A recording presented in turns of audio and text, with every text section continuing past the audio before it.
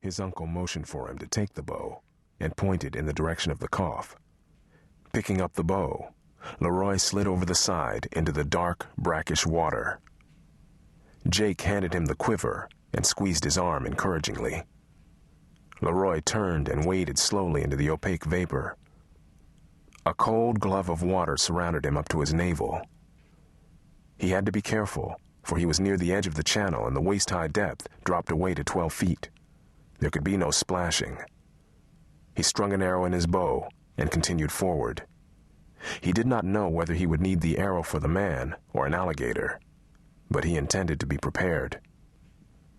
The man he was looking for was probably up in one of the trees, which were looming as shadowy presences above him.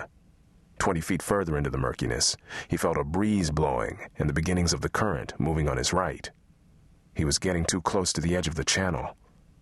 He changed his direction to angle to his left and waded through a particularly dense patch. When he emerged, a large shadow spun and stood watching him. It was the largest swamp deer he had ever seen. Had he been hunting meat, he would have treasured this moment. After determining that his intruder had no immediate hostile intention, the deer turned and moved away with a stately dignity.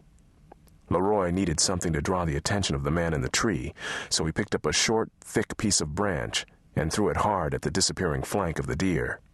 The branch hit the deer with a resounding whack, and the deer took off at a dead run, splashing its way to safety.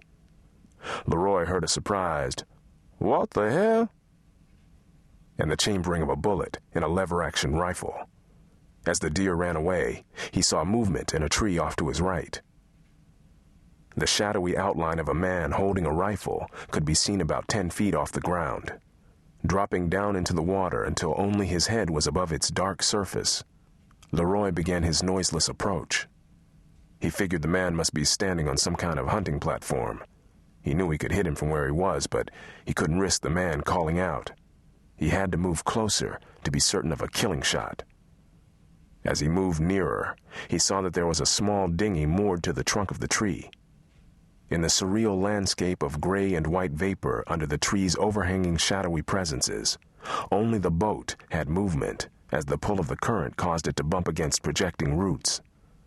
The man had resumed his stillness and had attempted to hide himself once more. LeRoi could not see the man clearly, but he knew where his chest was because he could see his arm. He was no more than 30 feet away. When he rose out of the water, the bow was already stretched taut with an arrow.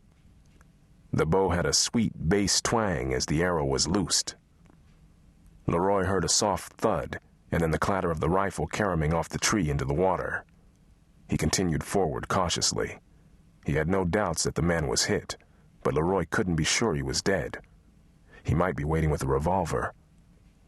He could see the man's foot projecting out beyond the dark outline of the tree. From the way the foot was turned, LeRoi concluded it was unlikely that the man could see him approaching, but he did not abandon his caution. The arrow had to be collected. Not only would it serve as evidence against him, but good arrows were nearly impossible to make and were expensive to buy. All his arrows were store-bought and had a distinctive red and yellow shaft, which made it easier for them to be found once they were shot. Standing at the base of the tree, he could still see no movement. The foot was still in the same position, an augury of death.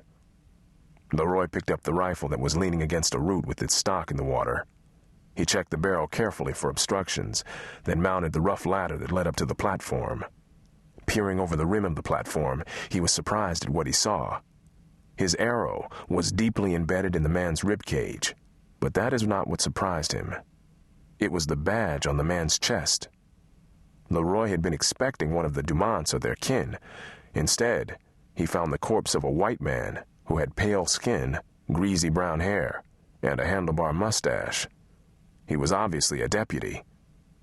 As LeRoi pulled his arrow free and wiped it off on the body of the deputy, he pondered whether he and his uncle had walked into an ambush. Cupping his hands and blowing into them, he made 2 quick owl hoots, a signal of alarm. His signal was answered by 6 or 7 shots.